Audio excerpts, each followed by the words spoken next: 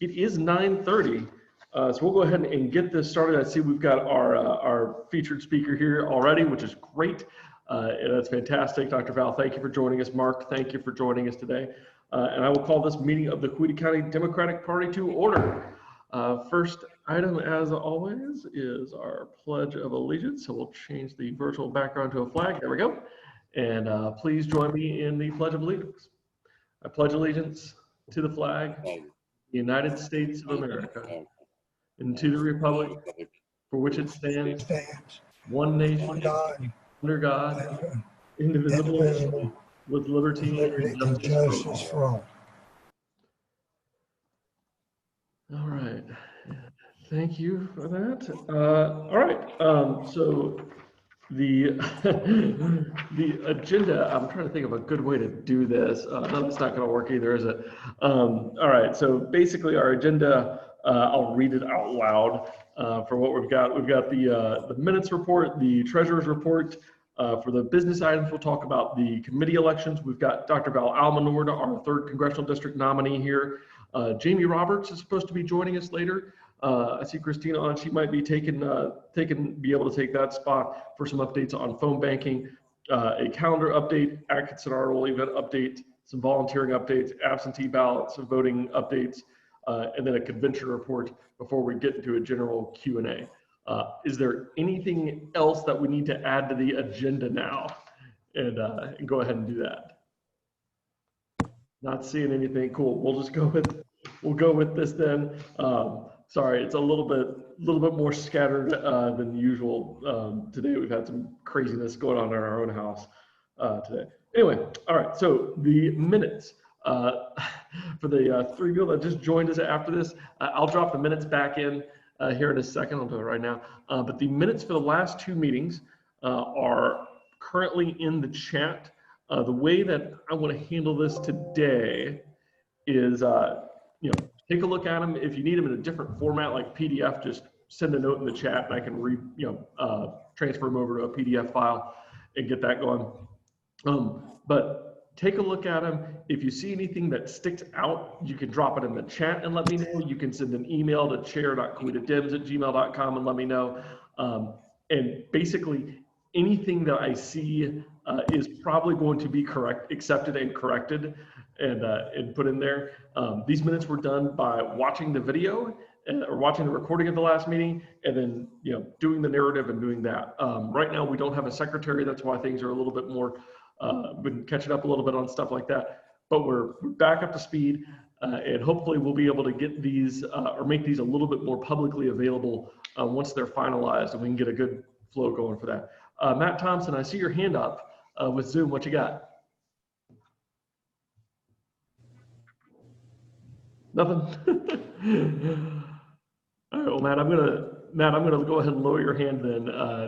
Didn't hear anything from you there, but that's how we'll handle the minutes. Are there any objections to how we're gonna handle that? We don't actually have to formally approve them or submit a motion or anything like that. So, like I said, if you're interested, take a look, and if you see something that sticks out as we didn't do that, please let me know. So that we can get it corrected and get it in there. With that, we'll head over to our treasurer, Bonnie, for the treasurer's report.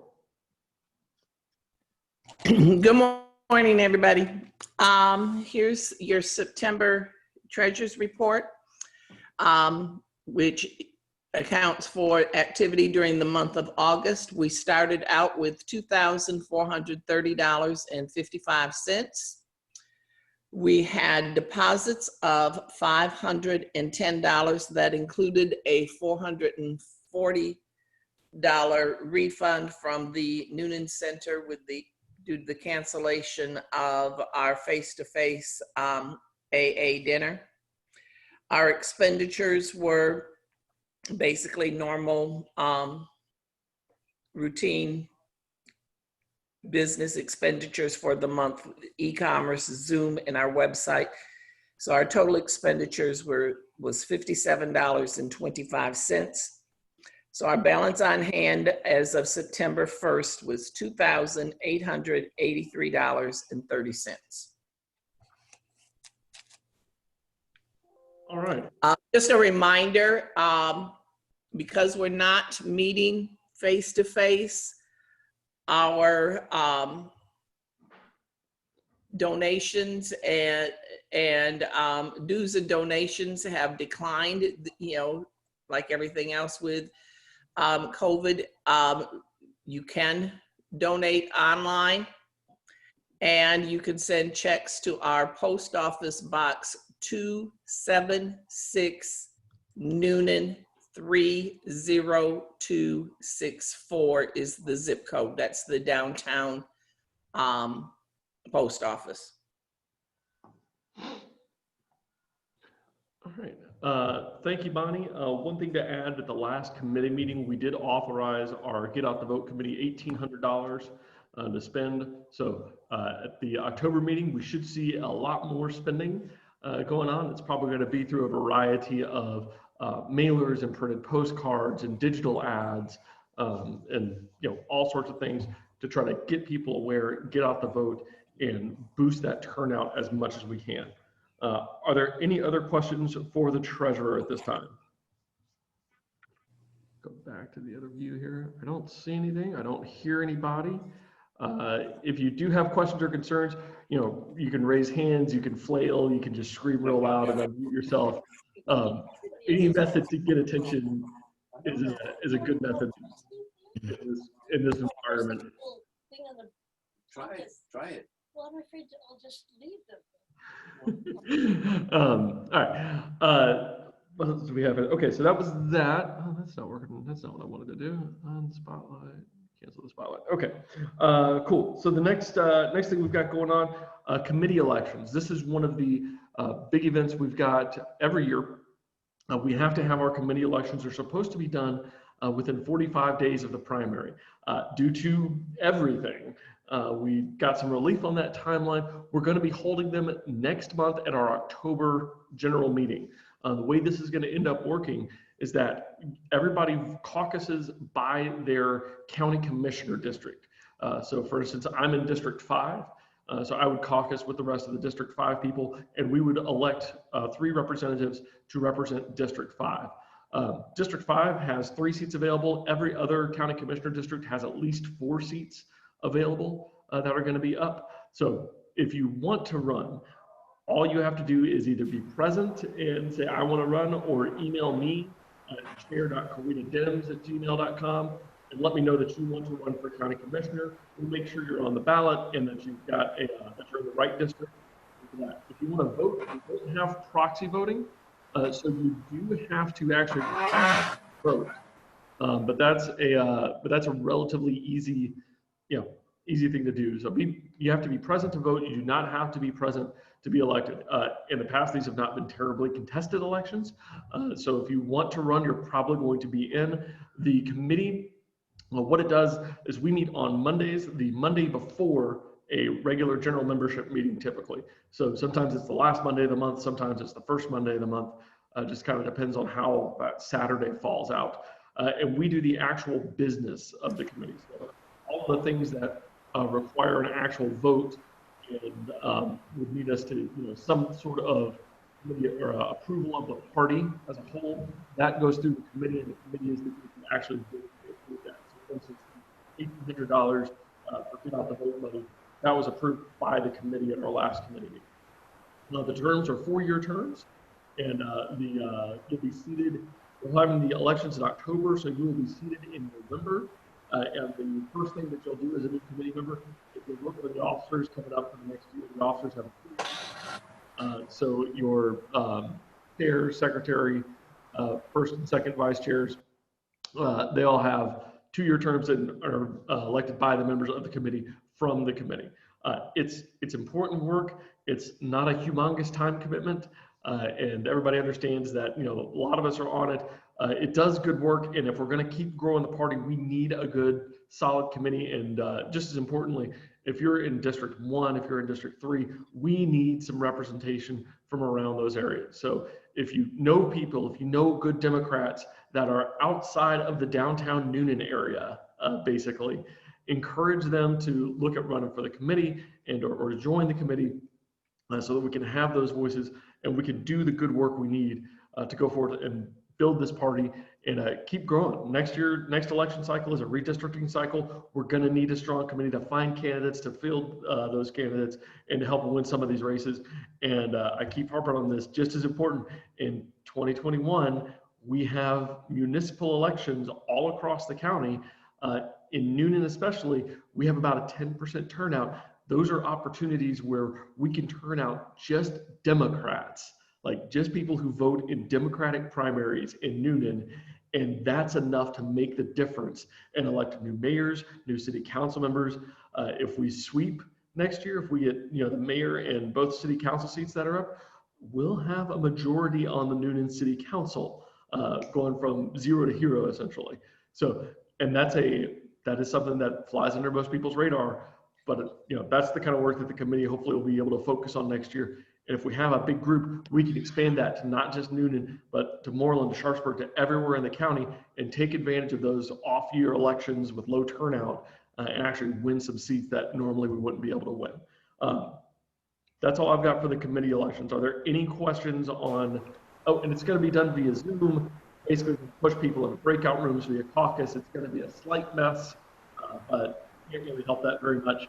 That's something that's going to end up, we'll end up working it, and hopefully we'll have some extra volunteers, either from the committee itself, members that are not running for re-election, or from the DPG staff to help kind of manage those breakout rooms. Any other on the committee?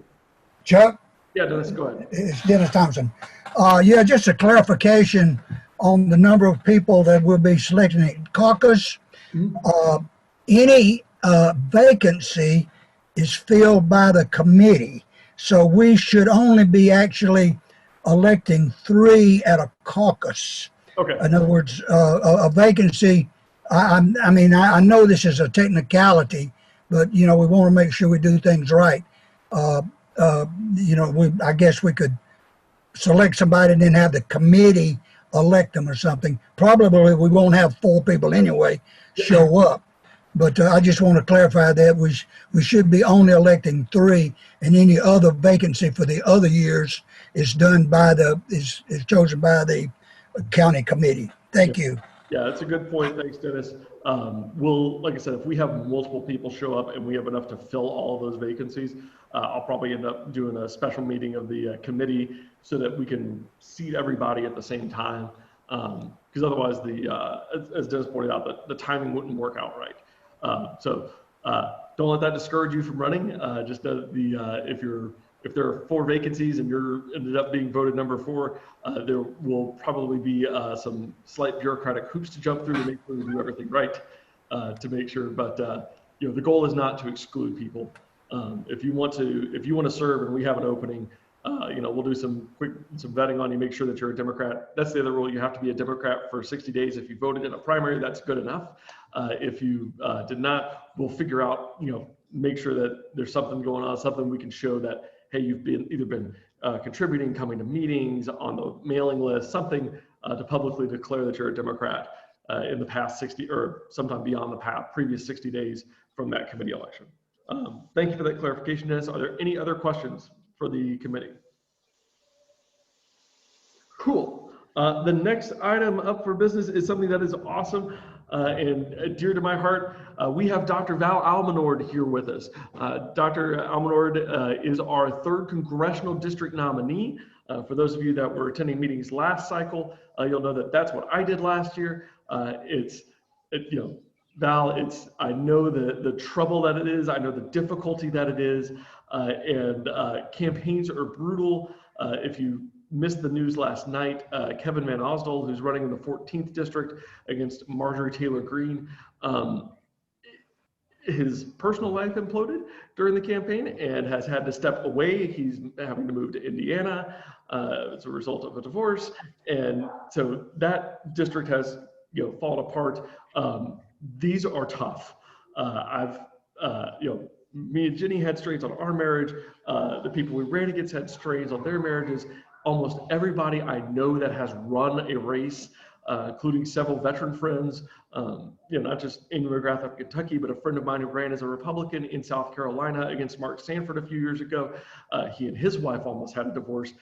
these are very difficult things to do. And I'm very grateful that we have someone who's not just tough enough and strong enough to sit through these campaigns, but compassionate enough and caring and intelligent, and a great candidate that we have in Dr. Val Almonord.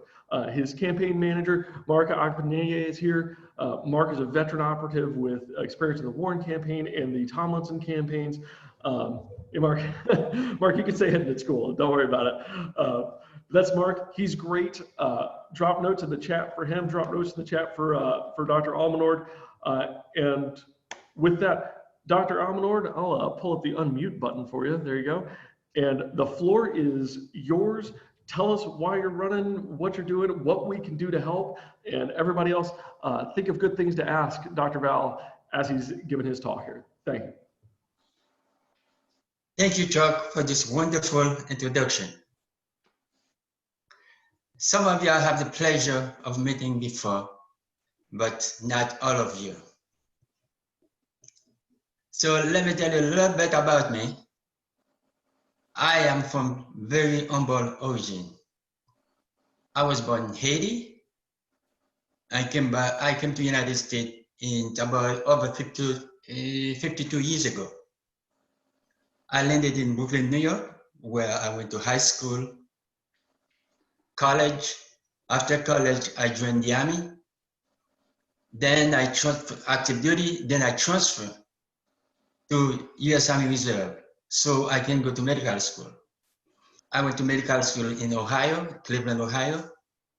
After graduation, I went to work to the medically underserved area for 4 years. And after that, I joined the military healthcare system in the Air Force.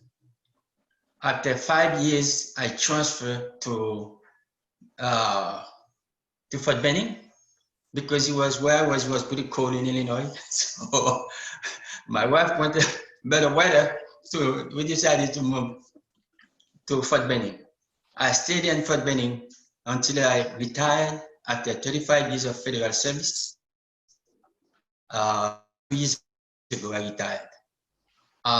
You know, most politicians come from political background where they've been groomed since they were little. You know, this is what you want to do. My father will do. She got their uncle to follow the footsteps. I have nobody.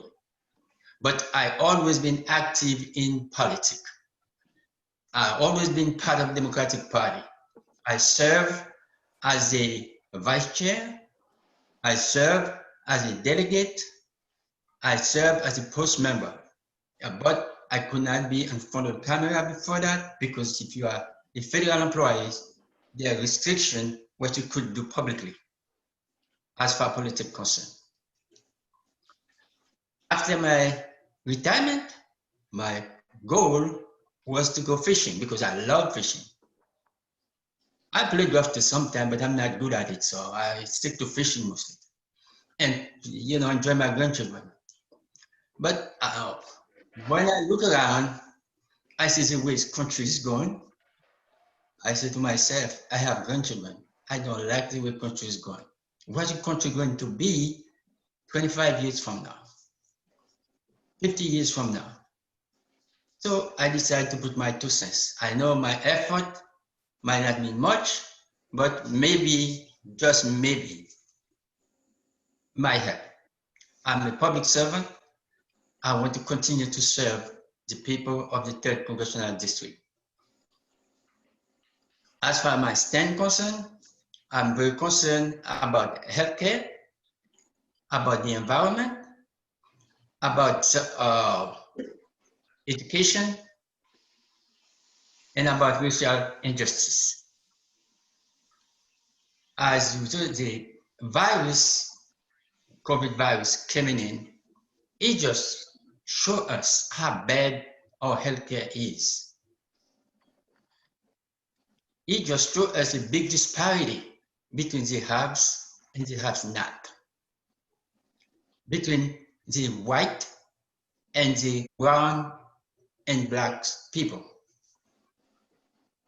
You heard the story, you heard the news, more black and brown people die than the white. It's not because the virus, like the black more than the white. It's just because the black and the brown have more underlying medical problems. And they have more underlying medical problems, not because they want to, but because they don't go to the doctor on a regular basis. They don't have physical exam every year. And in medicine, we got something we call the silent killers. There's the diabetes, the high blood pressure, the high cholesterol, and the heart disease. You could have this problem, you don't know it, because the silent, there will be no pain whatsoever. When you have someone that's working minimum wage, and you ask him, he has nothing hurting him, no pain. You ask him to go to the doctor and start paying his rent and feed his children.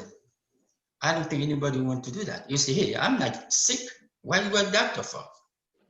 But if that same person had healthcare insurance, the healthcare insurance pay every year for, it doesn't matter what healthcare insurance, it will pay for the visit, for the yearly visit. That person go there, they will find out, hey, your blood pressure starts going up. They just tell you, okay, change your diet, do some exercise, very little change. That would save that person's life. And that could give him, keep his immune system more stronger if he got attacked by the virus. And for education, it's just part of the same systemic problem, systemic injustice, what we call it, that we have here. The K-12 education is the foundation to anyone who wants to go to school. You need a good K-12 education. But not every student using the same quality education. All depend on your zip code. If you live in a poor neighborhood, you got a poor school. If you go in a well neighborhood, you got better quality education. Make it easy for you to move up to college and further up. And you know, when you graduate today with a high school diploma, you almost can do nothing with it because the technology moved up. 20 years ago, it was okay. You can with high school diploma, have a good job, you can feed your family, everything. But today, you almost can't do it. You have to go further. And to go further, it costs money. What I would propose if I got elected is to make community college and trade school free to anyone who wants to go to school. And if you want to go further to 4 years college or public university, yes, that's fine. But you're going to pay according to your income. If your income is too low, you might not pay nothing. If your income is still low, middle income, you might pay little. As you go higher, you might pay full tuition. And for education especially, broadband, that is extremely important. Right now, you can see a lot of parents, they have their kids at home, they have to help them, they couldn't. Because they could not turn the TV on and then you turn the computer. Some of them doesn't have the internet at all. They have to go to the library, they have to go to McDonald's. I think that should not happen in our country. Internet becomes almost indispensable in our new life right now because everything is internet. I think everyone should have internet, deserve to have it. It doesn't matter where you live. Doesn't matter where you live, doesn't matter where your zip code, you should have internet.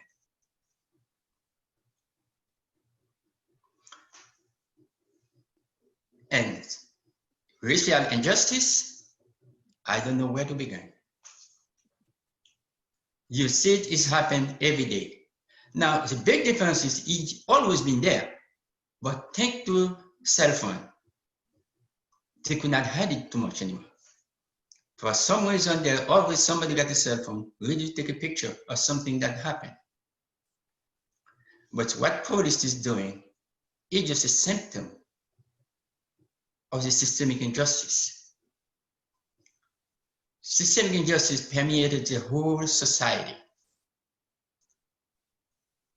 Now, as far as the police is concerned, you know we, the black and the brown, are more likely to be mistreated by the police than the white, because it thinks it's more likely easy for them to get away with it. I think my plan, what I would propose, is that all law enforcement or police officers should be vetted, should be investigated and vetted by the state. In Georgia, we had the GBI, so by GBI or other state, to make sure that person is not part of any hate group. And when you join the police, you serve the community. You should be protect and serve the community.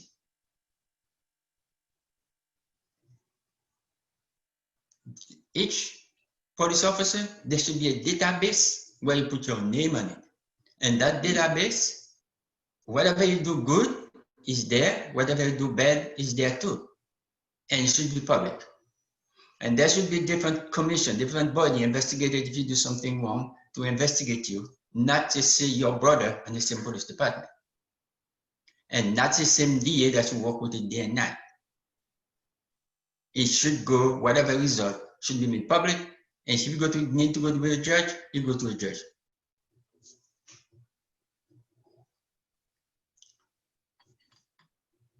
And we go further, you have also mass incarceration.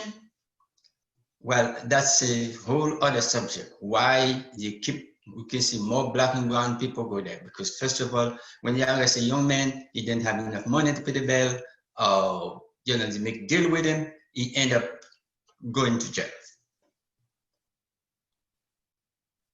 And for the environment,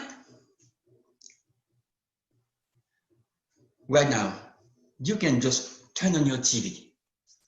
You see the whole West is burning. They talk about 10, 12 states. They talk about millions of acres of lands are burning, towns burning. It's not a hoax.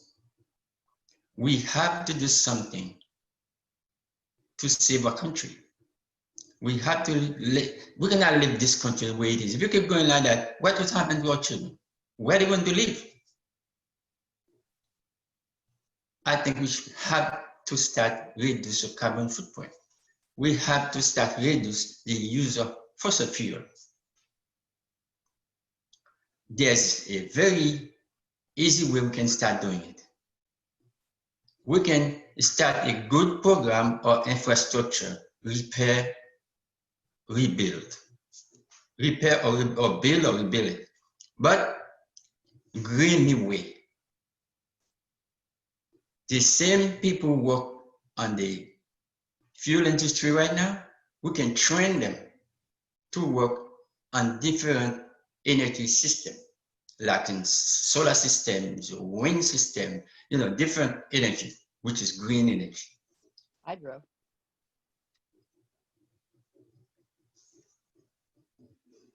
Anybody, any question? Any issue you'd like me to address? Any question? There we go. Yeah, if you've got questions, either physically raise your hand on camera so we can see it. There's a raise hand function, or just, like I said, shout it out and let us know. If you need to unmute yourself, you can hit hold alternate and A, or I think it's Command A on a Mac, or you can hold the space bar down, or you can click the unmute button, or you can just let us know in the chat that you're having issues and you need to unmute yourself. So Val, I'll go first. What's the website that people can use to go to and find you and find those extra events? I know we've got there's a different event on the, sorry, we've got different candidates emailing me different events. Another one's emailing me something on the 15th. But I know we've got events going on and other stuff. Where can people go to find that schedule and to volunteer to help out? Oh, that's a good question. Thank you. Yes, my website is Almonord, that's my last name, forcongress.com. If you go there, you can sign in to help me. I need help. I need all the volunteers I can get. And also you can help contribute to my campaign. Don't say, hey, I'm not rich, I can pay $2,000, $5,000, $5, I take it. Whatever you can, I would appreciate it. because right now I really need to raise money to put my message out to the voters of the 3rd district. Mhm. Yeah, and from experience, those small donations add up quickly. They help a lot, and especially if you can give on a monthly, even if it's just a couple bucks a month, it really helps the campaigns plan and know what we've got going into the stretch. So, and we're in that home stretch. In case you didn't know, Labor Day traditionally marks the beginning of politics season for federal campaigns. All right, what else we got? Val hit on on how we're going to handle higher education, both at the community level and at the university level, police reform issues, healthcare issues, mass incarceration issues. These are all things that we seem to hit on a lot because they're big issues right now, and it's good that we've got someone fighting for us and fighting to make these issues better. So what else do we have? What's on your minds? Hey, Chuck. Yes, Matt. I got in a little late due to some technical difficulties, and I'd like to ask, tell me again, where do you live? What do you live in, and what is your district you're running for? I am running for the 3rd Congressional District. I live in Coweta County, which is part of the district. The 3rd Congressional District have 13 different counties. You start from Muskogee up to Carrollton, and you turn east, you go to Fayette, Henry, you turn south to go to Spalding, Pike, Meriwether, and Harris, and Troop, back Muskogee. It's a big district, and that trek from Muskogee over to Henry County is not a quick trip. Oh no! Yeah, you've got to pretty much go through Atlanta, through the Beltway, and then you can drop down into Henry County. It's not as much fun as people want it to be. I would just like to comment, Dr. Val, that you are aware of it's nice to know that you're aware of the issues that are facing our communities and the country as a whole. And as far as police reform and so forth, how do you see the community being more involved with that? I mean, like the policemen being more, part of the community. If there was a better relationship between the community and the police that are serving those communities, do you think that would improve the situation somewhat? Definitely that would improve it. Number one, the police has to realize that they are serving the community. The community is their boss. They should be responding to the community, not on their own. One little thing, not a little thing, but a big thing actually. Each police officer, in my view, should live in the community where you serve. You should live there. When you're not at work, the people you're serving should see you as a neighbor. You are part of the community. Because when you work somewhere, you live in you work in my community, but you live in the suburb. When you come here, you just come to work. You're not part of my community. After you finish, you go to your suburb. That's where you buy your house. That's where you pay the tax. That's where children go to school. You have to, I don't say care more, but you being part of two different communities. And you got two different culture on that particular area because, each area gets its own little culture. I would like to see each police officer live in the community where they work, basically. Yeah, that would be ideal. I know in my community there were two police officers living, and I've noticed recently that they both have moved away or out of the community. So that's pretty interesting. I don't know whether it's an affordability issue or not for some of the local communities, but I definitely think it would be a better situation as far as them getting to know the community, because they should serve and protect, and you should not be afraid of the policemen or be afraid of being stopped by the policemen. That's right. And there's some very good policemen, so I'm not against police at all, but we just need to have more, and just to have them to be accountable. I think like everything else, if there's accountability and there's consequences, people will tend to respect those, and I think that's the only way we're gonna make a difference. Yes, I think police officers should be accountable to the community. But also, I think we should take care of police officers. They should be well paid. You should be respected. They should be well paid. If you're a police officer, you go to work, it's a hard work. Yes, it is. It's a hard work, it's a dangerous work. You should be well paid, but you should be also part of the community. We work together. We, the community, the police officer, all of us together. Okay? You protect me, I respect you, I'll help you because I pay you working for me. I mean, Yes. me in the community. Yes, that's definitely what we should strive for as well. Thank you. You're very welcome. All right, BJ, I think I saw you waving over there on your screen. Did you have a question that you wanted to ask? Yes, I did. Thank you for being with us. We really appreciate it. What can be done about senior housing? I'm 70 years old. My Social Security is $678 a month.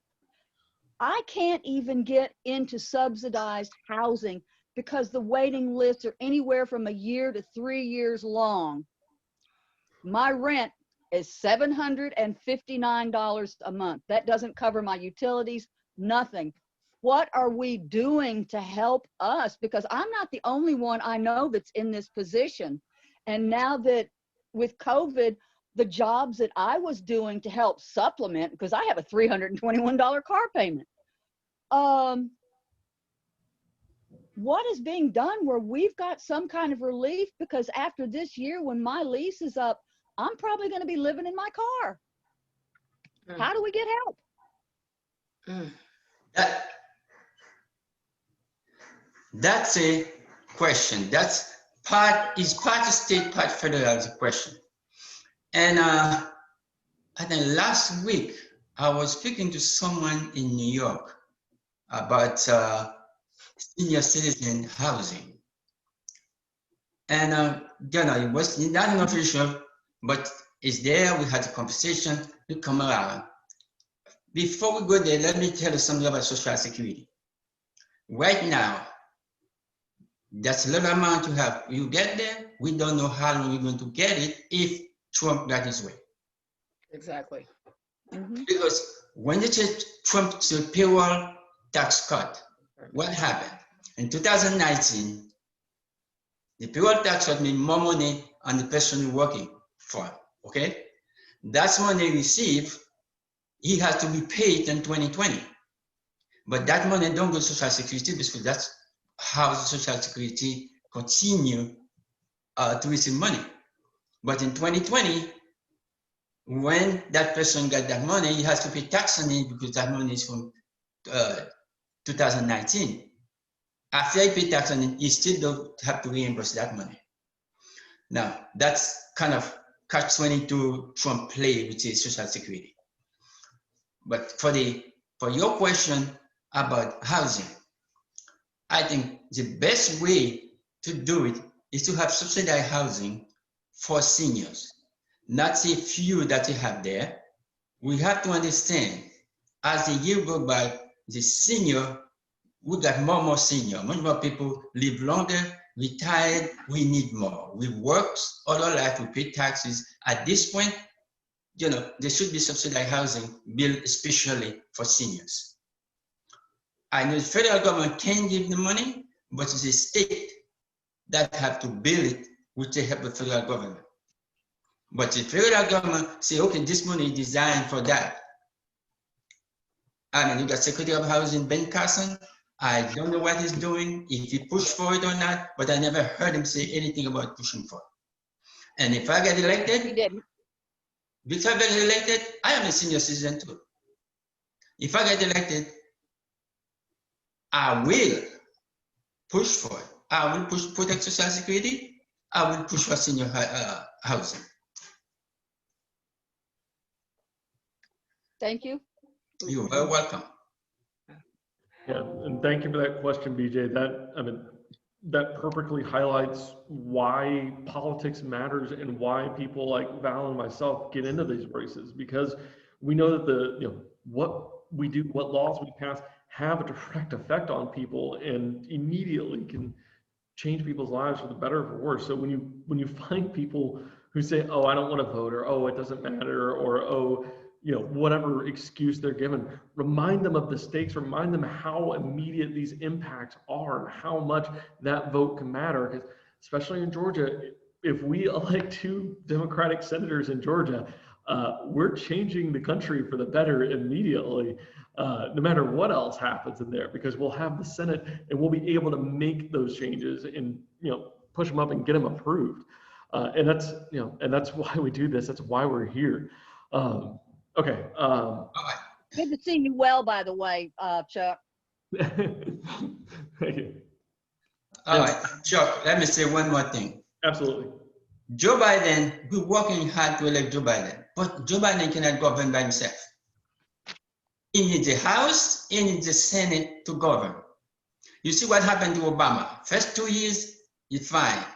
But after that, the last 6 years, he had to fight so hard to pass any bill because the Senate was controlled by the Republican. Therefore, we need to vote for Biden, but we need to put in Congress, the House, we need to put the Senate also. We have 2 good senators, and we have quite a few good Democrats running for the House. And to take your points, it is something on my campaign trail that I heard so many times. They said, Doc, it don't matter if I vote or not. Yeah, it don't matter if I vote or not. It's the same thing. Everybody is the same. I try to tell you, you don't like if you vote or not, you're still being affected by politics every day. To cross the street, you see a little bar there to cross the street. If you don't wait for the light, they can give you a ticket. And how you get a ticket? Because a politician decided that you have to wait for the light. So it doesn't matter what you do, you're going to be affected by politics. The best way is to get involved in it. If you get involved in it, at least you know why this passed, this do, this, and that. Thank you, Al. All right, any other questions for Dr. Almonord while he's here? Looking around the room, I don't see any digital hands. I don't see any real hands. I don't hear anybody screaming at me. Matt, you've got a Zoom background. I just want to compliment you on that. It looks wonderful back there. All right, Dr. Almonord, Mark, thank you for coming and giving us your time and sharing your vision for how we can do this, how we can make things better.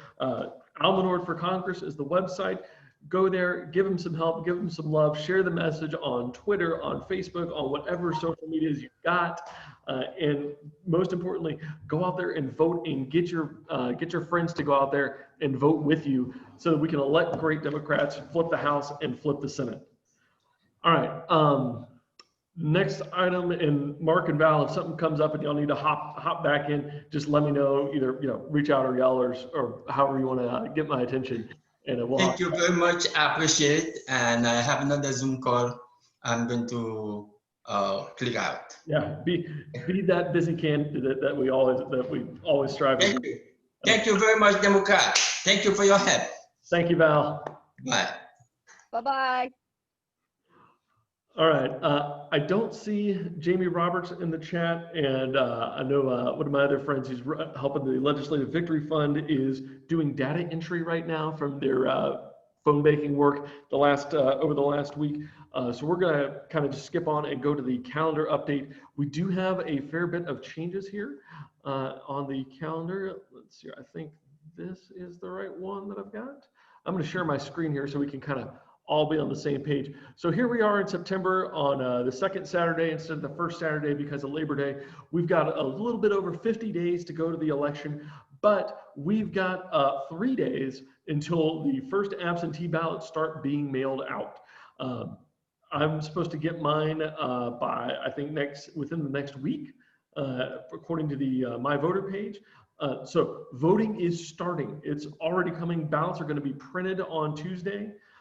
Which is fun. I learned that from the 14th district and the challenge going on there. And what I'm going to try to do is keep this Google Calendar as updated and filled with candidate events as we can.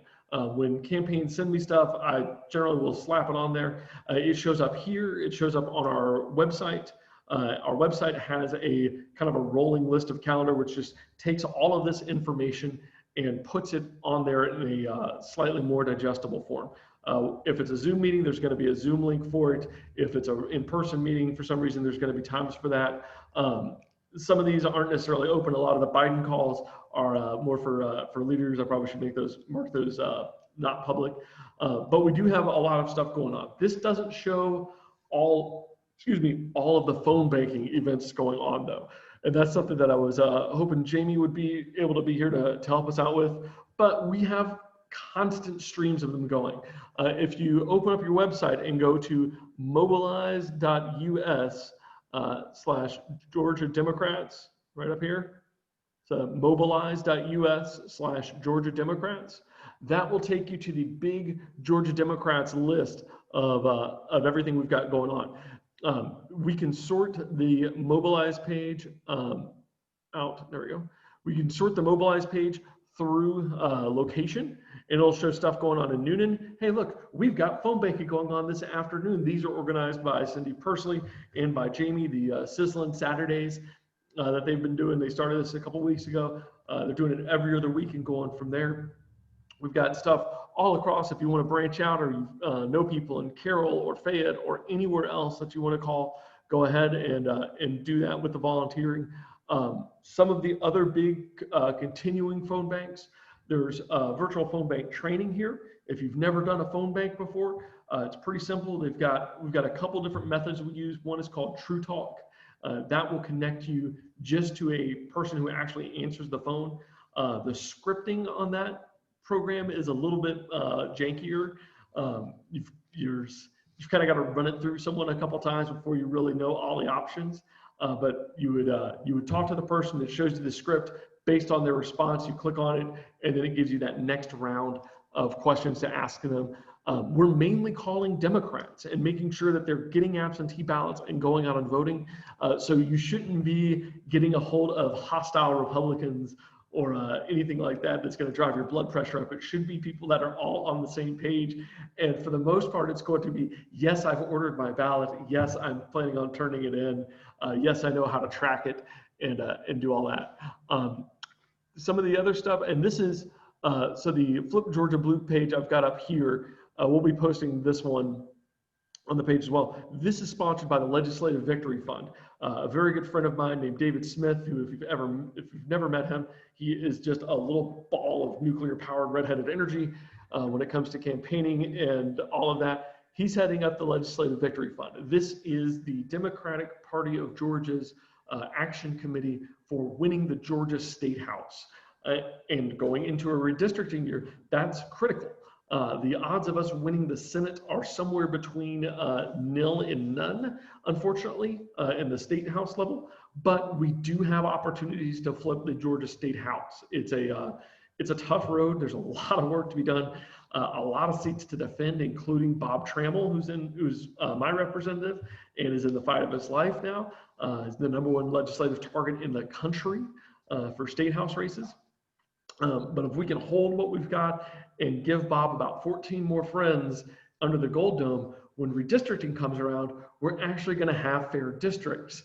And so instead of 56% of Georgia voters voting for Democratic candidates and getting 46% of the representation, it should be a little bit more even and lined up, because we'll be able to help influence that redistricting process.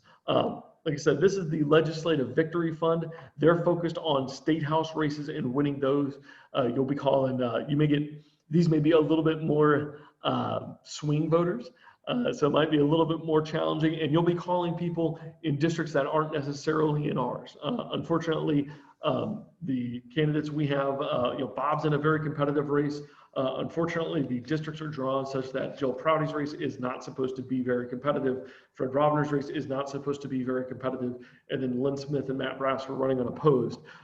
So you probably won't be calling people in Coweta as much, but it's incredibly important work. And winning the state house is in a lot of ways just as important, if not more so, than winning the U.S. House and controlling and keeping on to that. Some of the other ones we've got, the DPG is sponsoring weekends of action. So if all you've got is weekend time, You can sign up for the Flip Georgia House Weekend of Actions here. These are going to be for all the weekends going up through the election, making sure that people vote. And these are probably going to be a little bit more focused on getting Democrats out to vote. Stacey Abrams showed that the strategy of pushing for Democrats and getting as many Democrats out to vote as possible is a very viable strategy and can get us to victory. So that's what the Democratic Party of Georgia has been going with, it is pushing as hard as they can to make things work better. Some other brief calendar notes here before we go on to some of the next items. October, we've got our committee elections coming up on October 3rd with our general meeting. This will actually be the last general meeting of the year just because of the way the calendar ends up working out. So this will be the last shot to get together on Zoom at least and have these nice formal affairs where we talk about what's going on and have guest speakers and all of that. Going in after that, everything starts up. Early voting starts up on October 12th. Early in-person early voting. That's also when they start checking the absentee ballot box on a daily basis outside of the voter registrar's office. And then if you are mailing your ballot, March 24th is really about the last day you want to mail it. A recent federal court ruling states that if you have your ballot postmarked by election day, it's good as long as it gets there within 3 days. So it would have to get there Friday. Having it in the mail by the 24th gives it 2 weeks to get there, which should be enough. The previous recommendation was the 20th. Yeah, I know, right? Yeah. which is why we recommend using that in-person ballot drop box for your absentee ballot if at all possible. Yeah. But if you're determined or for whatever reason can't get out and have to mail it, please, please, please have it in the mail absolutely no later than the 24th. The earlier, the better, because you can track it. That's what I'm trying to say. You can track your ballot, make sure it's been received and gets counted on that. BJ, I see your hand up. You got something? Well, I was just going to tell you when you said 2 weeks, it took 2 weeks for a receipt from my bank in Hogansville to get to my house at Roscoe Road and the bypass. Oh my 2 God. weeks to get 25 miles. I could have walked it faster. Yeah. That's just an FYI, my own experience. Yeah, no, that's important. That's why we're telling people, hey, if you have to mail it as early as you possibly can. As soon as we have a sample ballot, we'll have that up on our website to help you out. The only race we can't show you exactly who to vote for or which choice to make is going to be the special Senate race because county committees are prohibited from making an endorsement, and filling in something on the sample ballot would be basically an endorsement. So we can't do that, but we can help with everything else. I think that's the majority of the rest of the calendar. That's the calendar. Okay, there we go. So election day is going to be in there once we go into November. Of course, daylight saving time's in. Great, awesome. We've got election day on the 3rd. The way that our meetings would typically work is that we would have a general meeting over here and we would have a committee meeting over here. At the last committee meeting, we voted to go ahead and consolidate both of those onto an election night party. Depending on how the pandemic is going, it will be a combination of virtual, in-person, both kind of setups with Zoom parties and however else we're going to try to figure out how to do things. So that we can get together and hopefully celebrate instead of commiserating like we did last time on the election night party and getting this going. If it's in person, it will be at Norman Lundine's house. He and his wife have graciously opened their doors for us again. They have a lot of space. They have a lot of outdoor space too. It's not too chilly. And like I said, depending on how we see levels, for COVID rates and stuff like that, we'll see on how we want to do that. The party may not be able to officially recommend or encourage in-person gatherings But we can at least make you aware that there are people who are willing to take those risks and go with that, even if it's not technically a sanctioned DPG function, however you want to put it. Anyway, I'm a bureaucrat. It happens.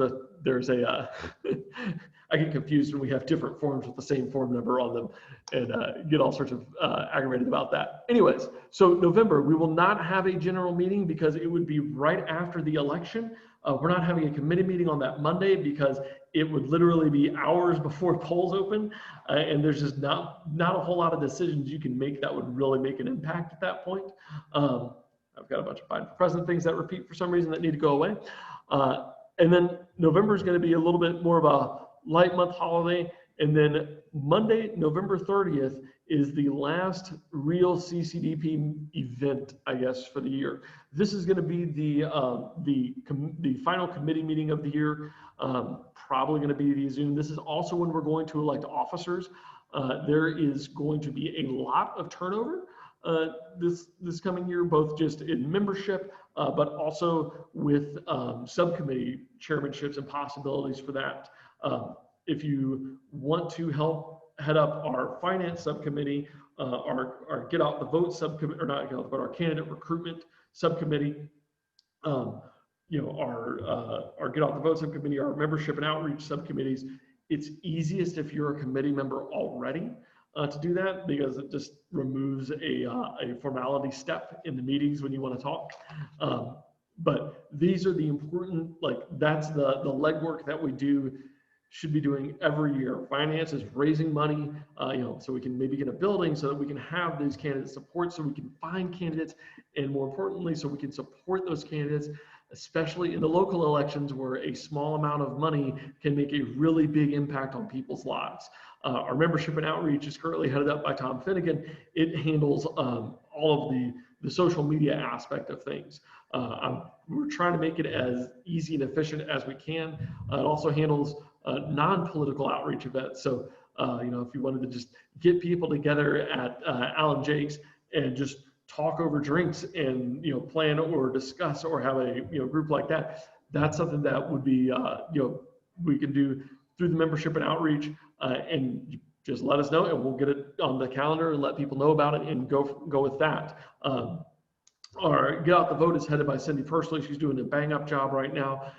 She of course needs all the help she can get right now. So if you have a passion for getting out the vote and you've got time to help with that, that's another great committee to get involved with. And then our candidate recruitment, this is the finding people, and it's going to be so critical when we redistrict and have new lines for everything, both at the federal and at the state house level. Finding those candidates to run for office at the state, federal, county, and municipal level. Our goal as a party should be to have candidates running for mayor and in both of the city council seats that are up next year.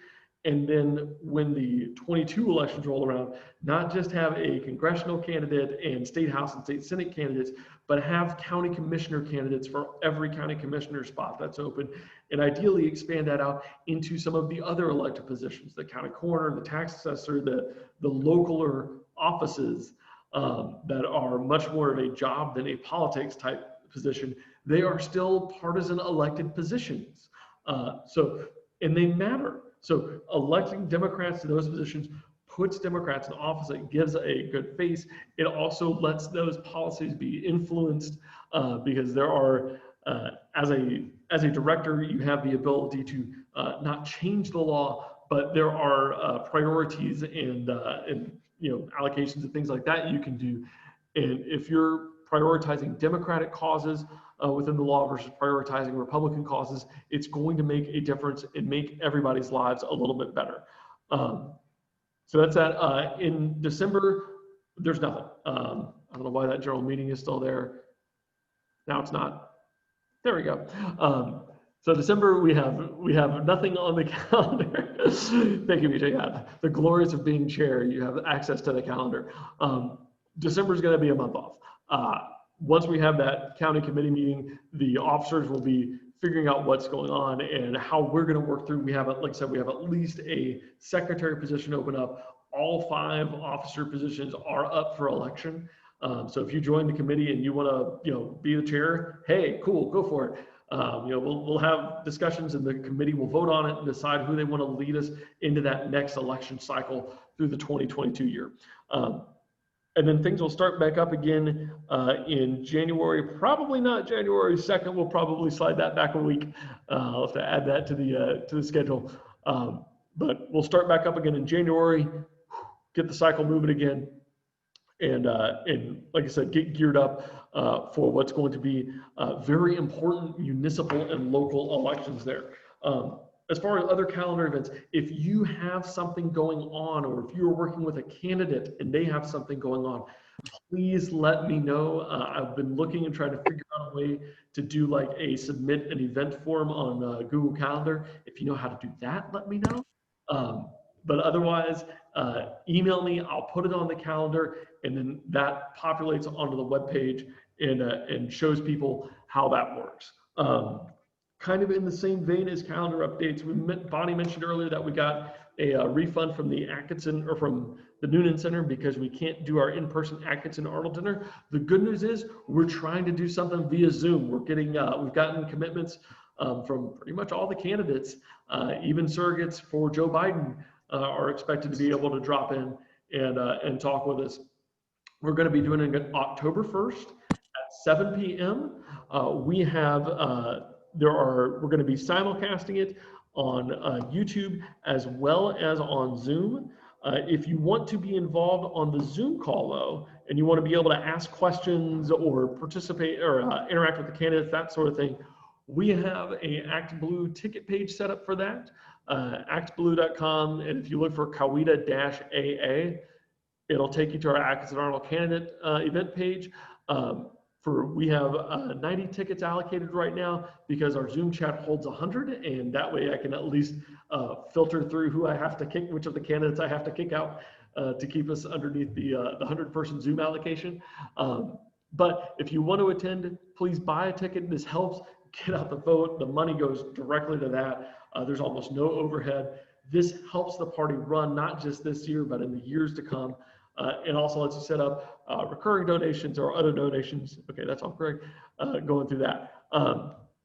So this is what we're doing this year. I know Frankie Harden, if you've attended before, Frankie Harden has been writing letters and running a donation campaign or a fundraising campaign as well, kind of based on Atkinson Arnold. If you have donated to that, please let me know and I'll make sure you have a Zoom link as well. That counts as a ticket. I know a couple people on this call have already done that. That's how that would end up working. If you've donated through Frankie's event, then hey, cool, we'll consider that to have bought a ticket. And then if you buy a ticket online, obviously, hey, cool, you get a Zoom link. You can come in, interact, talk with the candidates. We should be able to avoid Zoom bombings like Reverend Warnock had a few weeks ago.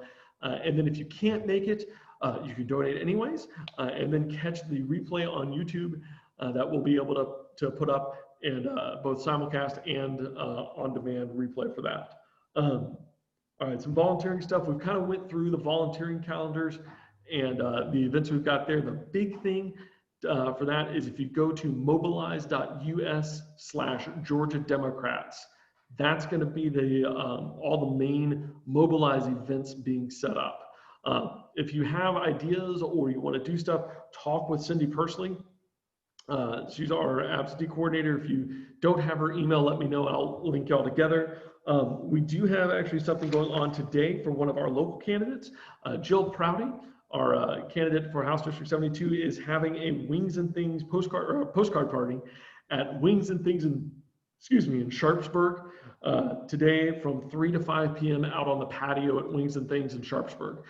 Food will be provided. They're going to be writing postcards. Wear a mask. Even though it's not required because Governor Kemp doesn't want the coronavirus to go away anytime soon. Wear a mask, protect everybody else, and if you can, go out and help Jill write postcards and reach out to those Georgia voters.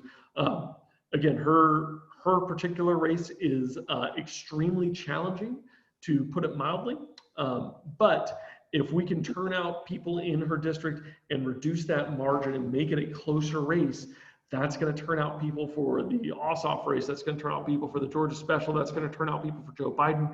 And that's going to be what helps us actually flip Georgia and win this state and turn it blue. All right, absentee balloting. The recommendation from the Coweta County Democratic Party is that you should vote absentee, requesting your ballot online, and then delivering it in person to that drop box at 22 East Broad Street outside the voter registration office. If you have not already done so, you should go to ballotrequest.sos.ga.gov and go there and request your ballot. If you have a driver's license, you'll click the request absentee ballot, fill out some information, and you're done. Once you do that, you can go to the My Voter page, mvp.sos.ga.gov or www.mvp.sos.ga.gov. Doesn't work without the World Wide Web prefix for some reason. But you can go to the My Voter page and track your ballot. That's how I know that I should be receiving my ballot on about the 19th of September, because it will show there. And then when you send it in, it'll show if it's been received, if it's been processed, if it's been rejected for signatures. And again, we're putting together a how-to video on this so that you can walk through the process and make it as easy as possible for everybody to go out and vote. This is what we want to do. The Democratic Party of Georgia really recommends it, is pushing that online portal because it makes it easier to get your ballot, it makes it easier to track it, it makes it easier all around. And then, like we said, let me pull up the, where is it? There it is. That's not the picture I'm looking for. Hold on just a moment. We do have a, great, and I thought I had it. Well, never mind. Okay, the ballot page, oh, I know where it is now. The ballot drop box that we have is at the outside the courthouse. It is, there it is. Let's pull up a picture here to show you. So there it is. If you were looking at if you go to the county administration building on East Broad Street, over there, over that way is the main entrance. And then right here at the top of the ramp, that's your ballot request or your absentee ballot drop-off box.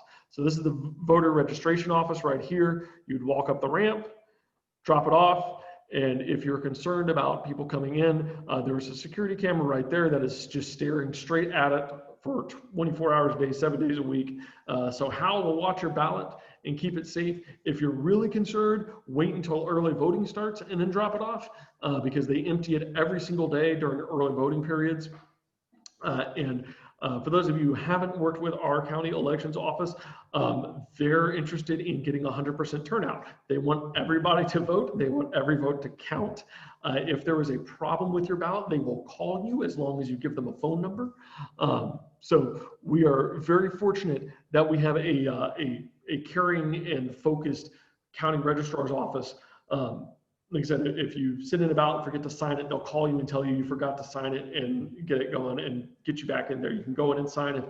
You can go fix whatever problems you have that they notice and get it done so that your vote counts. That's ultimately their goal, not to discount votes or to do anything like that. And to go out and do to go out and get all of our votes counted. Cynthia, thank you for reminding me. Cindy personally also with our Get Out the Voting is running a postcard campaign. If you would like to write postcards, these are very cost-effective ways to reach voters and remind them to go vote. I don't know if I got one from Cindy's campaign. I think Jenny's listed as a swing voter, so we've gotten a bunch of Bob Trammell mailers addressed to her and some postcards addressed to her. But they're good postcards. They're a good way to reach out and get people, and it's an important thing for that. All right, back on the absentee ballots. The absentee ballots, when do they start being counted? They're authorized to start counting them, I think, the week before, like that full Monday before the election. For the primary, it took about 3 days of 6 people, 8 to 12 hours a day, working on those absentee ballots. They've adjusted the scanner thresholds. It should go a little bit faster, but they're expecting a lot more absentee ballots, which means a lot more will be rejected by the scanning machines. If you are free the week before the election, we will need people to go out and sit down in the voter registrar's office with Jane Scoggins and a Republican counterpart and verify the ballots. The Bonnie can give you a better lowdown if you want to, if you need to talk later about how it works. But the gist of the process is if a absentee ballot is rejected by the machine, one of the volunteers will receive it. They'll open it and go through and essentially refill the ballot correctly on a second absentee ballot and then scan it back through the machine. This is usually because of X's on the ballot instead of circles, or check marks, or half-filled circles, or stuff like that. If it is clearly voters' intent, then there's no problem. If there's a question on it, then everybody, the Democrat and the Republican working side by side have to agree on that ballot that it's good and that, yes, this is clearly the intent of the voter. So it should be a process that that doesn't lend itself to partisan games, but that only works if we actually have Democrats show up. The good news is we usually have some pretty solid Democrats who can identify the other pretty solid Democrats that show up. But if you want to help out with that, you can get in touch with me, with Jane Scoggins at the voter registrar's office, or with Cindy personally, and we'll make sure that you've got the knowledge and the timing on when to do that. If you're really brave and you want to be a poll worker, they're still hiring. You actually do get paid to help people at the polls and do that. And then also DPG needs poll watchers. So if you want to make sure that no shenanigans are going on and to be that friendly smiling face, call the DPG about being a poll watcher. Poll workers are more the, no, you push this button to make the voting machine work. Yes, your voting was correct. Here's your I voted sticker side of things. And those are all going on. That will be ongoing through Election Day and a little bit beyond. Hopefully we can have most of the absentee ballots or the bulk of them sorted out by election night. But like I said, with the new ruling on postmarked ballots, you can expect that that ballot verification process to continue at least through that Friday, November, or would that be 5th? Friday, November 5th would be at least as long as you do that ballot verification work with the Board of Elections office. Yeah, and that's that. What other questions do we have for voting in absentee? Like I said, we want you to use the online portal to request your ballot. Drop it off in person, please, if you can, and vote absentee. Matt, I think I saw you raising your hand up. Matt, you're on mute. Matt, you're still on. Matt, you're muted, so we can't hear you. Go ahead. And, Good. there you go. At the beginning, you talked about a website for call banks and stuff like that. It was mobilizing what was a... Sorry, yeah, I'll drop it in the chat here too. It's mobilize.us and then /Georgia Democrats. Let me go ahead and I'm going to drop all these in here for this chat. Mobilize, whoop. I'll start dropping those in the chat for everybody so we can have them. And I think I've got a link to it on the webpage. I'll double check it to make sure we've got that. I know we've got the pop-up now is the ballot request form. And like I said, we're just trying to keep everything as updated as we can on it. What else? Any other questions? Okay, Claudia. Yeah, sorry. Had it on speaker. Go ahead and unmute yourself, Claudia, and let us know. There you go. Hi. I just wanted to see if anybody had gotten this, but we just received this yesterday, and it's saying Honest Elections Project, and it has 2 applications for which we've already requested ours long ago for absentee ballots, but they look like the official application, and it has the information for sos.georgia.gov for ballot requests. And what's so odd is it came to a previous owner of our house, which is at least 4 years ago. Huh. But they're just the application. They're not. But I just wonder if there's any, if they are valid. I would hate to think people are using this to request if it's not as is called, it says Patriots Vote. I don't know if y'all can see this, and it's called Honest Elections Project. Yeah. I've got one of those too. Oh, somebody's got one too. I mean, we're not depending on it for anything, legitimate, but I just curious. So hopefully it's not a bad thing. Yeah. Yeah, I don't know. I know I think I sent one to Jane and she wasn't terribly amused by one of the groups about it. BJ, do you have something else to add for this?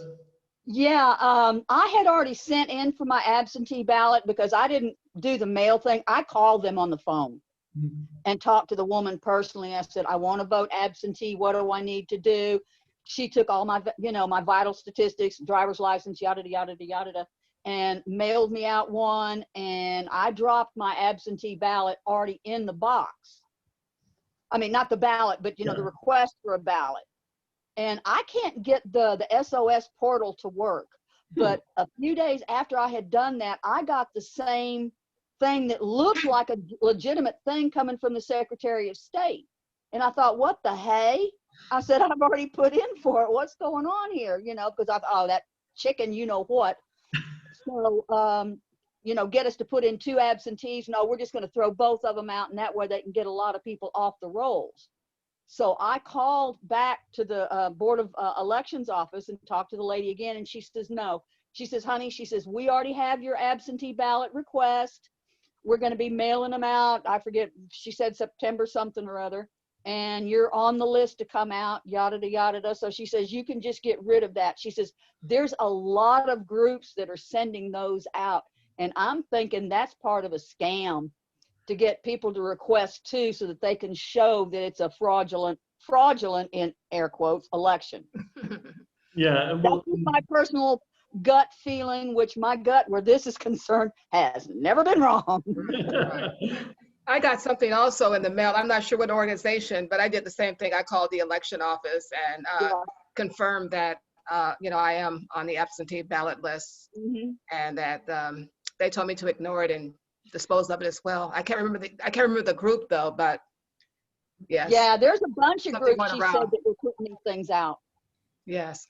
Yeah, and the and the form is publicly available, the actual absentee form. So a third party group could easily get a hold of it, get the list from the Secretary of State's office and mail them out. There's nothing technically illegal about that. It's just shady.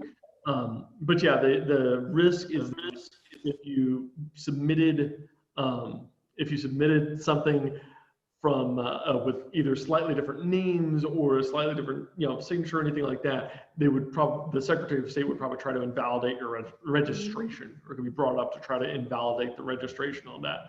So that's the risk. So if you're registered or you've already requested your ballot, just ignore all of the other nonsense you get. Stick with what you've got. And like I said, if you have questions, call the registrar's office. They're good people down there. They're wonderful. Yes. They want everybody to vote. They don't care how you vote. They just want you to vote and have your voice heard. And that's exactly what we need. So, give them a little love, and just as importantly, if you can, help us out with the ballot counting and the volunteering that we need for that. Okay, I've dropped all of the website links I was showing in the chat. So those are available to copy, paste, or download, however you want to use that. Let me make sure I don't see anybody else's hands up or anything. Yeah, okay, cool. Oh, Elsa, go ahead. Okay, I submitted my request for a ballot, and I was told that I could submit somebody else's request for a ballot directly. So the thought is, if you know somebody you're not so sure will follow through by actually mailing in the ballot request, you can take a ballot request down to the registrar's office and they say that's acceptable for somebody else to deliver it. Yes, for ballot requests, that's acceptable. For the actual absentee ballot, it has to be somebody in your household or you.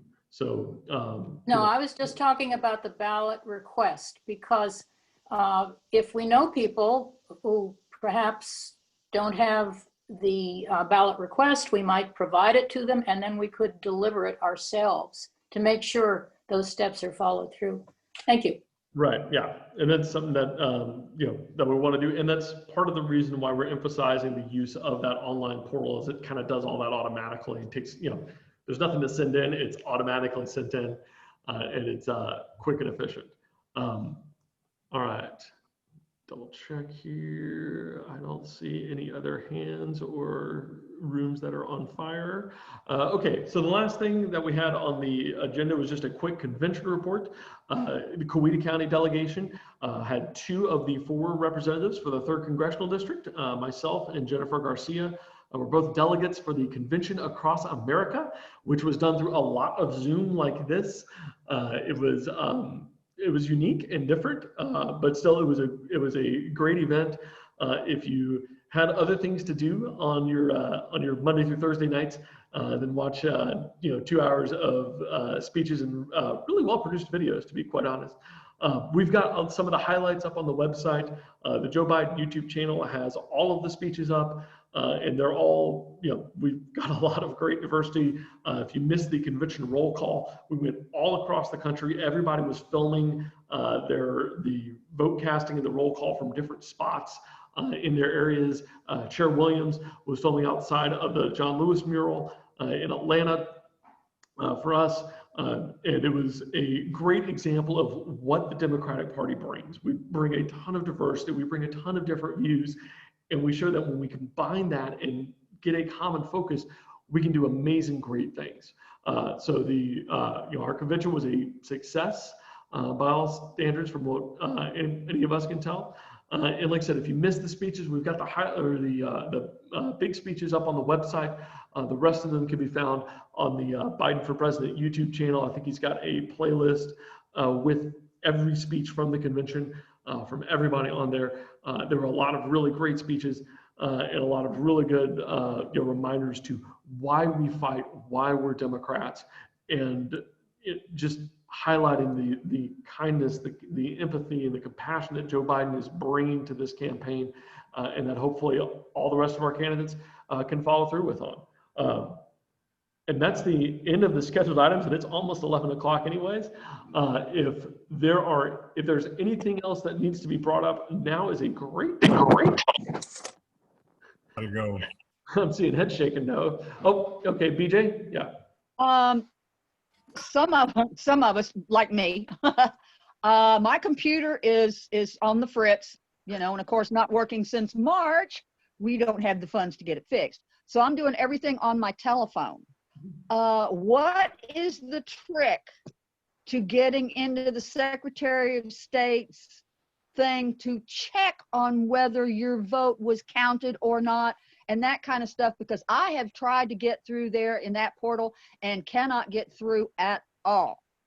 And I don't understand. I get through everybody else's just fine. It's just theirs. I will. Chuck,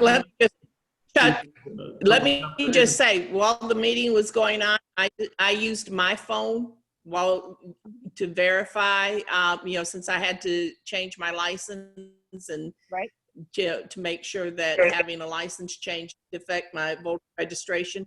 And I just typed in on my phone, which is a smartphone but not an iPhone, and it came up fine. Mine's an Android. The only thing is, the trick is when it, the only thing is when it asks for your birth date, don't type it in. You have to actually use the calendar icon to do your birthday. But I just did it within the last 10 minutes, and so using phone, so it should work. Yeah. Well, I'll try again. No but that special was tricks. The issue is that still that calendar thing. Yeah, when it asks for your birthday, use the calendar icon. Don't try to type it in. Chuck. Yeah. Yes, Matt. I moved that They weird. try to get the calendar icon to work properly. Yeah, there is an app on Android. Yeah, there's an Android app for the SOS page. I think it's Georgia SOS app, and it's like a green state of Georgia. But BJ, send me an email and I'll troubleshoot with you and make sure we get that going. We do have a motion to adjourn from Matt Thompson. Is there a second on that? Okay, Bonnie, cool, thanks. We have a second. All in favor of adjournment for today? Aye. Any opposed to adjournment? Thank you, all of you, for coming. Volunteer, help out, let's get off the vote, and let's go turn Georgia blue. Thank you. We'll see you out on the campaign trail.